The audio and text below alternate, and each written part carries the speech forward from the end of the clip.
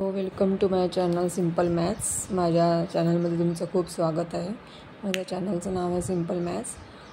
7th स्टँडर्डचा जो operation on rational number हा lesson आहे, त्याच्यामध्ये decimal form of rational number हा एक टॉपिक आहे।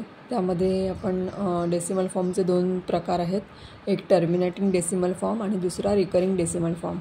तर पहिले आपल्याला टर्मिनेटिंग डेसिमल फॉर्म कसा असतो ते आपल्याला इथे बघायचं आहे। त्यासाठी आपल्याला एक फ्रॅक्शन आहे 5/8, तर ह्याला आपल्याला टर्मिनेटिंग डेसिमल फॉर्ममध्ये कन्वर्ट करायचं आहे।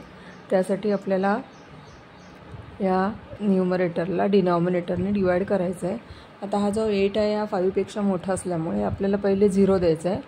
0 दिल्यानंतर हा 5 आला परत खाली, आणि या ठिकाणी आपल्याला डेसिमल पॉईंट द्यायचा आहे। डेसिमल पॉईंट दिल्यामुळे काय होतं, आपल्याला आपण कितीही 0 घेऊ शकतो। त्यासाठी आपल्याला इथे एक 0 घेतला आपण। 8 6 48, इथे आता 2 आले, परत 0 घेतला आपण।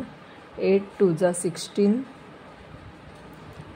20 - 16 आले 4, परत 0 घेतला। 8 5 40।